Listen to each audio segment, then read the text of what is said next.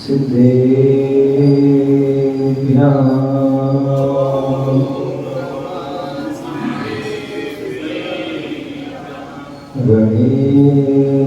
गणेशनानंद करे धरते विघ्नस गोमे कृष्णे चित्ते योगादिशान सुतवादिदेश श्रेयांस मानोमि दिनं तमीसे श्रेयांस मानोमि दिनं तमीसे श्रेयांस मानोमि दिनं तमीसे आशीष हाथ गुरु का जब से मिलाए संतोष का कमल जीवन में मिलाए निर्नाम ही मुझ मिल रही मुझको सुवस्तु मैं बार बार करता गुरु को नमोस्तु मैं बार बार गुरु को नमोस्तु मैं बार बार करता गुरु को नमोस्तु। बोले अनंतान सिद्ध प्रविष्टि भगवान की। आज क्या था? श्री रामचंद्र भगवान का मोक्ष कर जाना था। आज उन्होंने सिद्ध अवस्था को प्राप्त किया है। सिद्धालय में विराजमान हुए और सिद्धालय कहाँ पर है? सिद्धालय कहाँ पर है? ऊर्ध्वलोक में। हमारे नाम भी गाँव है ऊर्ध्वलोक, ठीक है।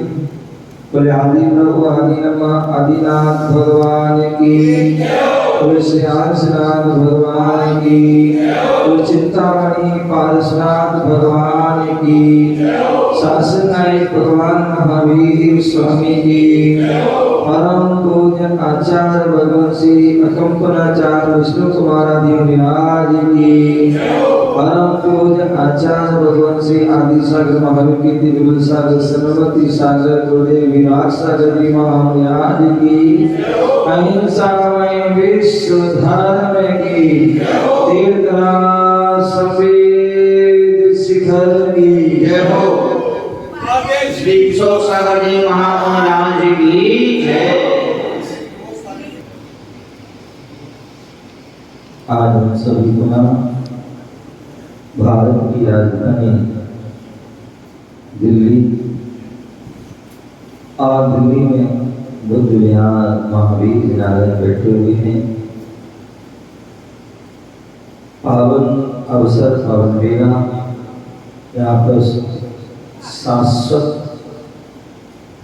निर्माण भूमि संवेद शिखर की प्रतिकृति में के रूप में हम रचना के समस्त मौजूद हैं और जहाँ पर उस तीर्थराज संवेद शिखर से भूत में अनंतानंत जीव मोक्ष चले गए हैं, भविष्य में भी अनंत जीव मोक्ष जाएंगे और वर्तमान में 20 तीर्थंकर जो है उस संवेद शिखर से जो है मोक्ष पधारे हैं। ऐसी उस पावन भूमि उस पावन कृति के साथ बैठे हैं और 24 भगवान का यहाँ पर जिनमें विवराने समोसर लगा हुआ है और भगवान महावीर स्वामी के हम शासन काल में रहे हैं। भगवान महावीर स्वामी का 2550वां निर्माण महोत्सव वर्ष चल रहा है और भी हमने 11 तारीख को भगवान पारसनाथ का जो है 2801वां जो है निर्माण महोत्सव मनाया और भगवान पारसनाथ का 29वां जन्म महोत्सव वर्ष भी चल रहा है। और ऐसी उस पावन बेला में भगवान महावीर स्वामी का जो समोसन लगा उसमें दिव्य ध्वनि गिरी और उस दिव्य ध्वनि में चारों अनुयोग का ज्ञान जो है हम सभी को प्राप्त हुआ। और उसी ज्ञान को पाने के लिए हम जो है इस चतुर्मास में प्रयास कर रहे हैं। और प्रातः काल की वेला में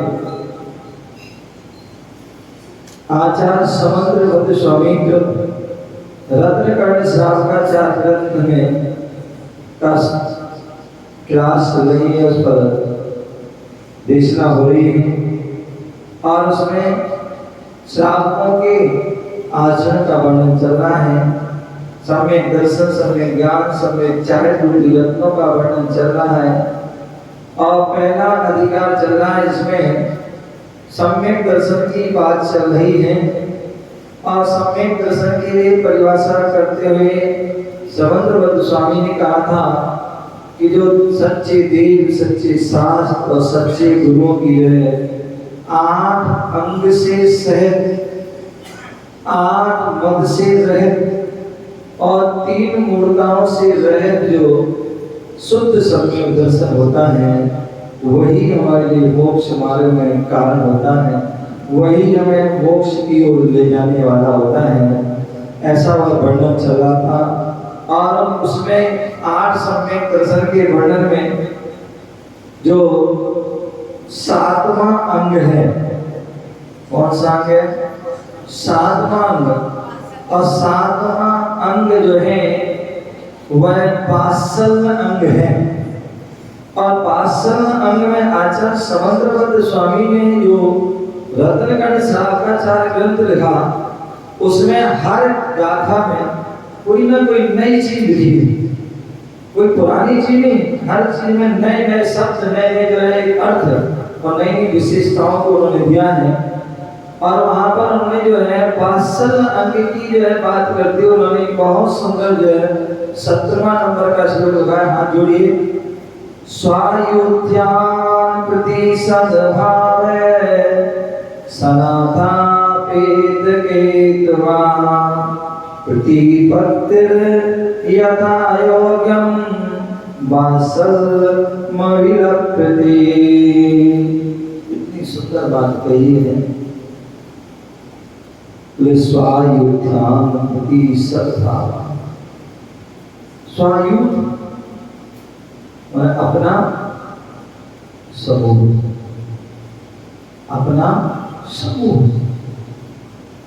अपने साधर्मी भाई, हमारे नगरवासी, हमारे परिवारवासी, हमारे जो समाज की जो है व्यक्ति, हमारे नगर के व्यक्ति, हमारे प्रांत के, हमारे देश के और पूरे ब्रह्मांड के सभी व्यक्तियों के विचार, सभी भाइयों के प्रति सद्भाव सनाथा। क्या सद्भाव? सद्भाव रखना है, सरल भाव रखना है, उत्तम भाव रखना है, पवित्र भाव रखना है। और कैसे कैसे सद्भाव रखना है, कैसे सरल भाव रखना है, कैसे पवित्र भाव रखना है? अपेत केतवा। इतनी सुंदर बात है। अपेत मतलब छल कपट से तना की तई सर के आओ प्रेम की तना के दे सर के आओ बस देखना तो सही। एक मोमेंट हम ढूंढे नहीं है? क्या बोले? अपेत केतवा। बोले हमें अपने सद्भाइयों के प्रति क्या करना है? सरल भाव रखना, पवित्र भावना, निर्मल भाव रखना है। और कैसे? छल कपट रहे, स्वार्थ से रहे। अंतर व्यक्ति सद्भाव रखता है, कभी दिखाने के लिए, कभी लोग अपनी जो है इच्छा पूर्ति के लिए, अपनी और भी अनेक प्रकार की मनोभावना के लिए क्या करता है, छपल कपट आदि भाव रखता है। तो नहीं, ये वात्सल्य जो है भाव दिखाना है कि हमें किसी प्रकार की कोई अपेक्षा नहीं रखना, कोई इच्छा नहीं रखना है, किसी प्रकार का छल कपट भाव नहीं रखना है, सरल निर्मल पवित्र भाव रखना है। किसके प्रति? साधर्मी के प्रति। कौन के प्रति? सभी जो है साधर्मी जीव हैं और सभी साधर्मियों के प्रति हमें पवित्र भाव। और यथा योग्यम, यथा योग प्रतिपत्तिर आदर सत्कार करना। क्या करना? प्रतिपत्तिर के आदर सत्कार करना। वात्सल्यम, वात्सल अंग अभिव्यक्ते कहा गया। कितनी सुंदर हम यहाँ पर ले रहे हैं बात कही है कि हमें सधर्मी के प्रति कैसे सरल भाव रखना है। मैत्री, हमारे आचार्य उमा स्वामी, आचार्य अमित गतिया, सभी आचार्य ने क्या कहा है? सत्रेषु मैत्रीं गुण प्रबोधम कृष्णेषु जीवेषु गीतापरतम विविध मध्यस्य मामं विपरीत विरतो। कितनी अच्छी इन पंक्तियों के माध्यम से, सामयिक पाठ के माध्यम से आचार्य अमित गति महाराज बोल रहे हैं कि हमें अपने जो है क्या करना है, चार प्रकार जो सम्यक दृष्टि जीव होता है, जो धर्मात्मा जीव होता है, वह चार प्रकार की जो है भावना को से ओतप्रोत होता है। क्या होता है दीपक जी? चार प्रकार की भावना से ओतप्रोत होता है। सबसे पहली भावना कही है मैत्री भावना।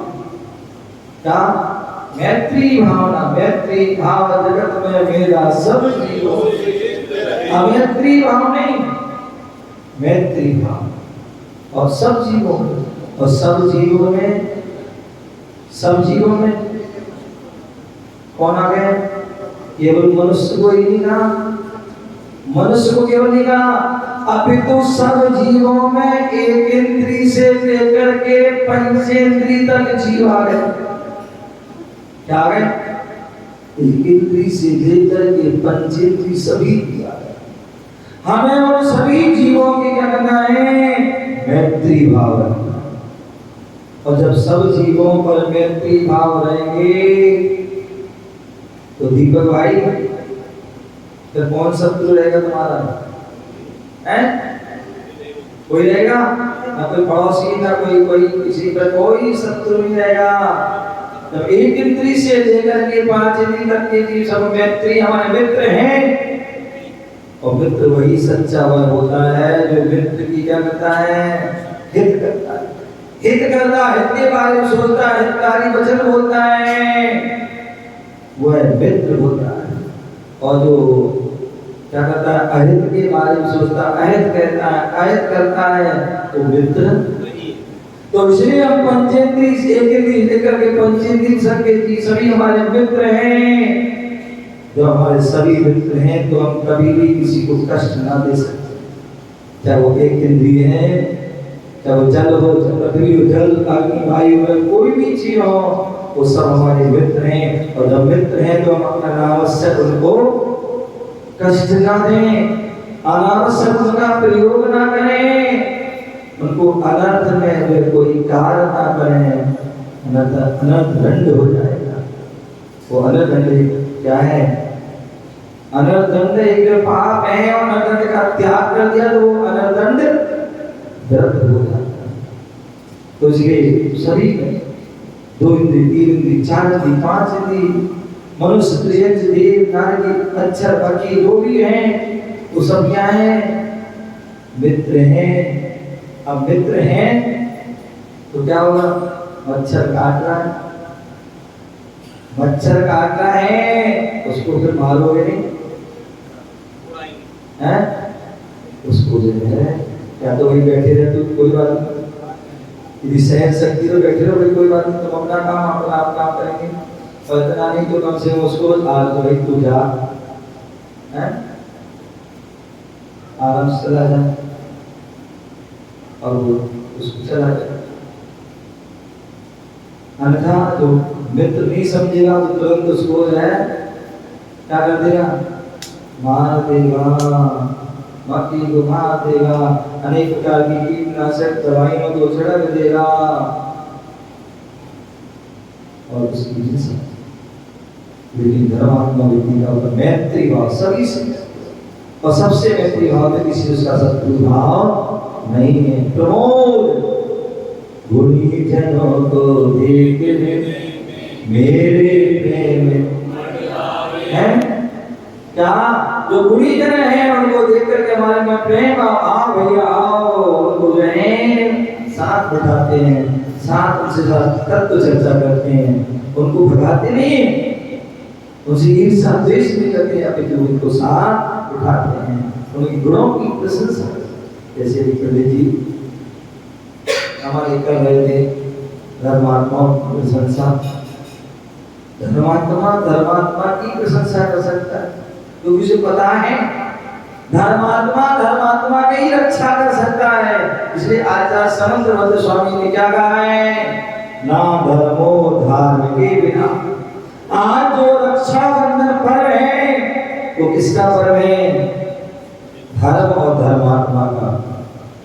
आज यदि धर्म है तो किससे है, धर्मात्मा। आप सभी बैठे हैं इसलिए धर्म चल रहा है, पूजा चल रही है, उपदेश चल रहा है, किससे, आप लोगों से। यदि आप लोग नहीं होते, चले जाते घूमने घामने के, बहनों के, बुआ के, इसके उसके, तो क्या होता, ना प्रवचन होता, ना उपदेश होते, ना कोई विधान, ना कोई लड्डू, ना कुछ। लेकिन धर्मात्मा है इसलिए धर्म हो रहा है।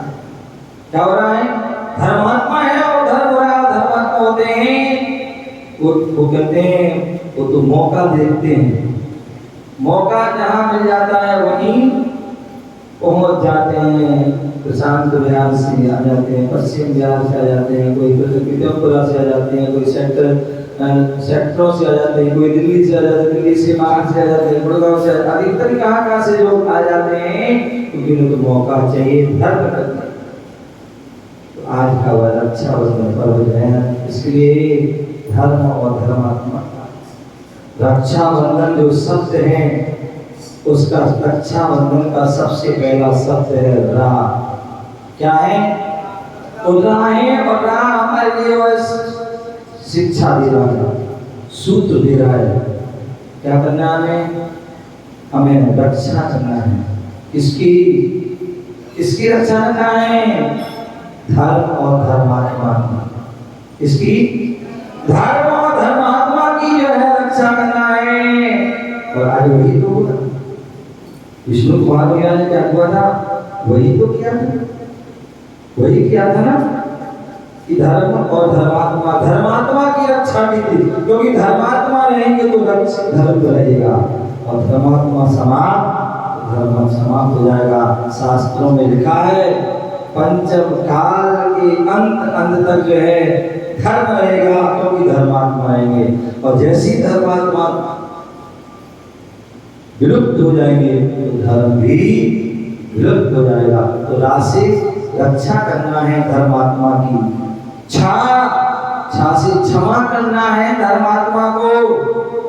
क्या करना है, क्षमा करना है धर्मात्मा की। कोई धर्मात्मा है, एक मंदिर आया कोई व्यक्ति, कोई दर्शन करने आया, कोई अभिषेक करने आया, कोई पूजा करने आया, दीपक नहीं, तो कोई गलती कर देता है, क्या त्रुटि कर देता है, तो उसको भगा नहीं देना, फटका नहीं देना, डांट नहीं देना, अभी तो उसको प्रेम से उस समय क्षमा कर देना, और बाद में उसको क्या कर देना, बाद में उसको समझा देना।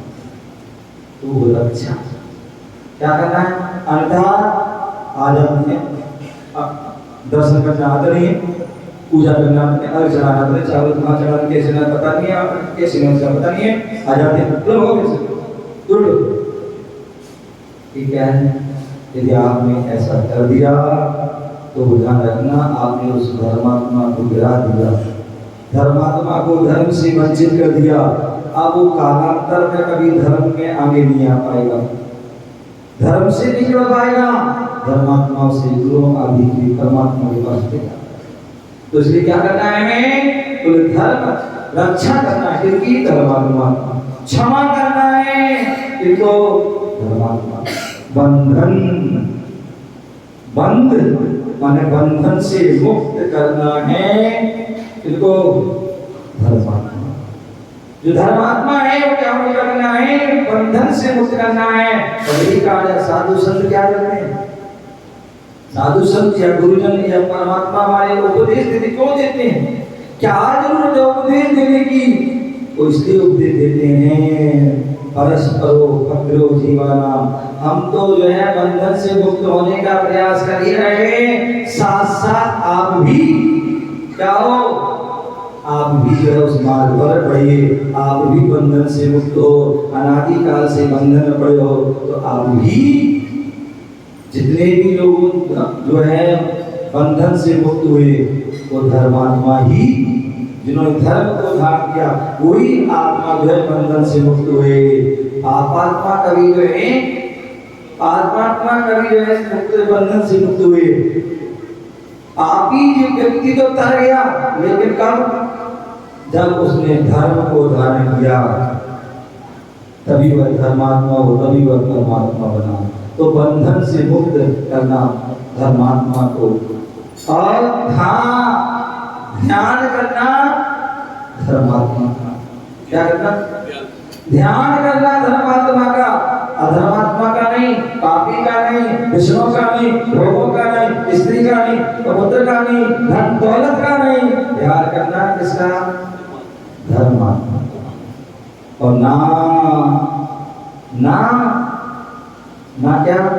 नहीं भूलना धर्मात्मा को। क्या? नहीं भूलना कभी धर्मात्मा को। कहते हैं जब तक जो है आप जो है बोले, एक किसी ने पूछा दीपक जी बोले धर्म कब तक चलेगा? धर्म कब तक चलेगा? बोले जब तक हाथ ऊपर नीचा रहेगा। क्या? जब तक हाथ ऊपर नीचे रहेगा तब तक धर्म चलेगा। क्या? जब तक हाथ नीचे और ऊपर रहेगा धर्म चलेगा। ये मतलब बोले जो हमारे साधु जो होते हैं, हमारे साधु जन जो होते हैं उनका जो है 23 घंटे हाथ ऊपर रहते हैं, 23 घंटे हाथ सबको आशीर्वाद देते हैं, सबका भला करते हैं, और 1 घंटे उनका हाथ नीचे आ जाता है। 1 घंटे उनका हाथ नीचे आ जाता है। श्रावक के जो है 23 घंटे, दीपक जी श्रावक के 23 घंटे हाथ कहाँ रहता है? लाभ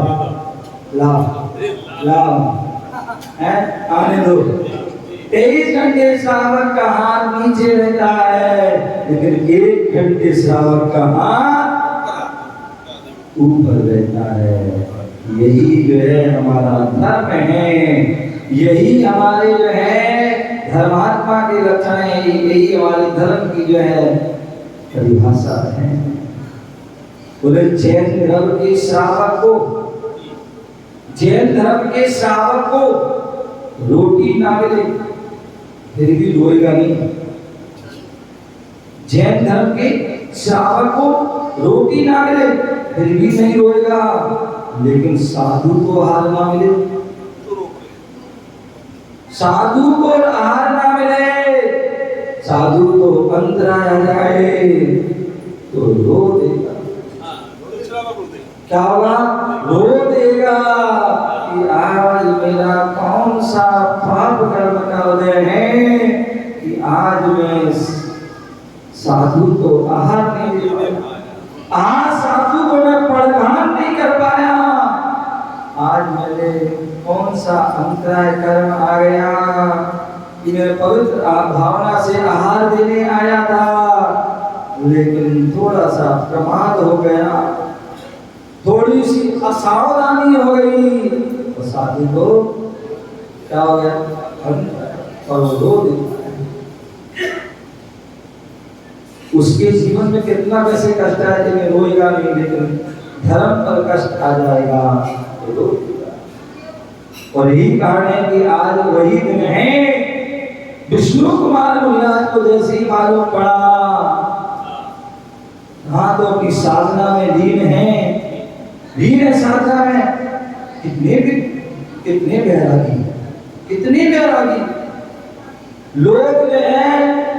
लोग जो है सिद्धि के लिए साधना करते हैं, लोग सिद्धि के लिए साधना करते हैं, और उन्हें सिद्धि हो गई, लेकिन फिर भी जो है कोई अनभिज्ञ गए, उन्हें पता ही नहीं अपनी साधना में लीन है। उन्हें बताया गया कि ऐसी समस्या आ गई है, श्रवण संस्कृति पर, ऐसी संस्कृति पर जो है उठाना का ऐसा जो है घटना घटी है, और उस घटना को आप ही दूर कर सकते हैं। क्या कर सकते हैं? बोले आप ही दूर कर सकते हैं। बोले हम? हाँ आप। बोले मैं कैसे? मैं तो साधु हूँ। बोले आप ही कर सकते हैं, क्योंकि आप में इतनी शक्ति है, आप में इतना जो है तेज है, आप में इतना बल है, आप में इतना ज्ञान है, आपके जो सब कुछ है, आप कर सकते हैं। बोले बुझने का मुझे तो कुछ नहीं, तो नहीं है। है तो क्या है? बोले हमारे गुरु ने कहा है, हमारे गुरु ने कहा है कि जाओ विष्णु कुमारी उस विपदा को दूर कर सकते हैं। गुरु ने कहा, ज्ञान था गुरु भाषण, गुरु की बात अन्यथा नहीं होती है। गुरु ने कहा है कि आप में शक्ति है। तो शक्ति में क्या? तो आपके अंदर विक्रिया वृद्धि है। विक्रिया दी है? बोले हाँ नहीं, ऐसा तो है नहीं तो परीक्षा कर सकते। और जैसे हाथ फैलाया तो हाथ जो है क्या हो गया, फैलता गया और शरीर ऊपर तक चला गया। तब जाके बताते हैं, हाँ फिर वह जाते हैं और हस्तनापुर में, जहाँ पर घनघोर कई दिनों से उपसर्ग चल रहा था, शाश्वत। जब एक मुनि पर उपसर्ग हो जाए तो जो सच्चा श्रावक होता है वो शांत नहीं बैठ सकता है, वो अपने जीवन के प्राणों की निछावर कर देगा, लेकिन अपने जो साधु को कष्ट नहीं हो सकता। आपको पता होगा जो शास्त्रों में कथा मिलती है कि एक सूकर जो है मुनि रक्षा के लिए शेर से लड़ जाता है। एक वो है सूकर जो निर्बल है, कमजोर है, पता है कि मैं इससे नहीं जी सकता हूं, लेकिन धर्मात्मा के प्रति प्रेम है, संत की रक्षा के भाव, धर्मात्मा की रक्षा के भाव है, तपस्वी की रक्षा, धर्म की रक्षा के भाव है, और वह सिंह से लड़ जाता है, और लड़ते लड़ते यहाँ सिंह भी मर जाता है और वहाँ वो भी मर जाता है। सिंह ने जो है साधु पर उपसर्ग किया था, इसलिए नरक में जाता है, और सूकर ने साधु की रक्षा की थी, वह स्वर्ग में जाता है। एक जो है हमारा तो जो है साधु पे जब रक्षा मारा जाता है, कई बार श्रावक जो है क्या हो जाते हैं, कर्तव्यशील हो जाते हैं, अपने कर्तव्य को भूल जाते हैं, अपने दायित्व को भूल जाते हैं, अपने धर्म को भूल जाते हैं। तो गुरुजन क्या करते हैं, उन्हें आगे आना पड़ता है, और आगे आकर के जो है, चाहे वो उपदेश के माध्यम से हो, चाहे वो आदेश के माध्यम से हो, चाहे अपने स्वयं क्रिया के माध्यम से वह सिखाते हैं कि हमें क्या करना चाहिए। और वही आज किया था विष्णु कुमार ने। उन्होंने कुछ भी नहीं सोचा अपने पद के बारे में, अपना कोई धर्म के बारे में, व्रतों के बारे में। साधु रक्षा करना, धर्म की रक्षा करना है, और उसको चल देते हैं हस्तनापुर की ओर। दो उल्लेख मिलते हैं, एक उल्लेख मिलता है हरिवंश पुराण में, हरिवंश पुराण में उल्लेख मिलता है उन्होंने उसी मुनि अवस्था में ही जो है उन्होंने वह उपसर्ग दूर किया, और दूसरा उल्लेख मिलता है कि उन्होंने जो है विक्रिया से अपना भेष बदल कर जो है उस उपसर को दूर किया। ऐसा वह वात्सल्य का फल जो है जिसे हम रक्षा बंधन कहते हैं। क्या कहते हैं? बोले उस दिन जो है उन्होंने अकंपना 4 मुनिराजों का उपसर्ग दूर किया था और उस समय सभी श्रावकों के लिए उपदेश दिया था। और वह उपदेश क्या दिया था? बोले यदि आपके समक्ष कोई धर्मात्मा पर कोई उपसर्ग हो, धर्म पर उपसर्ग हो, कोई हमारे धर्म स्थानों पर कोई किसी प्रकार का विघ्न आए, तो उसके लिए हमें अपने प्राणों की भी बलि देना पड़े, प्राण भी निछावर करना पड़े, तो वह निछावर कर देना। आपको याद हो इतिहास था के लिए निकलंक स्वामी के लिए, जिन्होंने जिनवाणी की रक्षा, धर्म की रक्षा के लिए अपना जो है मस्तक भी कटवा दिया। उन्होंने क्या कर दिया? पूरा जीवन समर्पित कर दिया। ये जो है ऐसा वह धर्म। उसी प्रकार हम भी जीवन में ध्यान रखें, कभी भी जो है हमारे जो है समझ ऐसा कोई अवसर आता है, मैं तो कहता हूँ कभी ऐसा अवसर ना आए, लेकिन हुंडाप सरकड़ी काल का प्रभाव आ जाते हैं और आ रहे हैं, समय समय पर आते, साधुओं पर उपसर्ग होता है, धर्म पर उपसर्ग होता है, धर्मात्मा पर उपसर्ग होते हैं, क्षेत्रों पर कितने सारे उपसर्ग हो रहे हैं, चाहे वो गिरनार जी हो, चाहे शिखर जी हो, चाहे आदि आदि, इन सारे चीजों पर जब भी ऐसी कोई आपदा विपदा आती है तो हमें ना अपने परिवार को देखना चाहिए, ना अपने धन को देखना चाहिए, ना अपने जीवन को देखना चाहिए, सब कुछ जो है समर्पित कर देना चाहिए। वही सच्चा धर्मात्मा होता है और वही विष्णु भगवान ने किया था और अपने साथ कुछ जीवों की उनकी रक्षा की थी।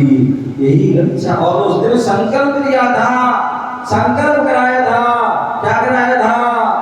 कि जो है तुम्हारे लिए क्या करना है? बोले आज तुमने बहुत बड़ा अपराध किया है, तुमने साधु की रक्षा नहीं की और उसकी रक्षा के लिए मुझे आना पड़ा। ध्यान रखो, कालांतर में कभी भी हो ये संकल्प लो, संकल्प लो कि कभी भी धर्म पर, धर्मात्मा पर, धर्म के आयतनों पर कभी भी किसी प्रकार का जो विघ्न आएगा तो हम सभी क्या करेंगे? क्या करेंगे? सभी जो है अपने तन मन धन से जो है पूरा जो है समर्पित होकर उसको दूर करने का प्रयास करेंगे। ऐसा संकल्प करो, करो ना, करो। दोनों हाथ ऊपर करके जो है क्या करना है? संकल्प करना है। जैसे विष्णु कुमार मीराज ने संकल्प कराया था कि जो है आज से मैं संकल्प करता हूँ कभी भी किसी धर्मात्मा पर कोई उपसर्ग आएगा, चाहे वो श्रावक रूप में हो, चाहे ग्रस्त रूप में हो, चाहे मुनि हो, चाहे इलेक्शन कोई भी हो, यहाँ तक कि जो है मंदिर हो, चाहे जो हमारे धर्म स्थान हो, तीर्थ हो, क्षेत्र हो, जितने भी हो, चाहे जितना जो किसी पर भी कोई उपसर्ग आता है तो हम अपने प्राणों का भी निछावर करना पड़ेगा। तो करेंगे और हाथ ऊपर करके अपना संकल्प करेंगे, देव साथी को संकल्प करेंगे और जब भी ऐसा मौका आएगा तो कभी पीछे नहीं हटेंगे। ओम नमः सिद्धिदाय। ये वास्तव में हमें रक्षा बंधन, इस रक्षा का संकल्प लिया था और ये उन्होंने विक्रिया की थी और आपस में सभी श्रावकों ने क्या के संकल्प किया। संकल्प के साथ एक संकल्प सूत्र, सूत्र क्या होता है? एक संकल्प सूत्र दिया था। कितने दिया था? कितने दिया था? विष्णु कुमार ने संकल्प सूत्र दिया था। सूत्र जो है आपको शब्द रूप में भी हो सकता है और धागे रूप में भी हो सकता है और तभी से वह रक्षा बंधन की जो है परंपरा जैन धर्म के अनुसार जो है वह प्रचलित हुई और वह आज भी चल रही है।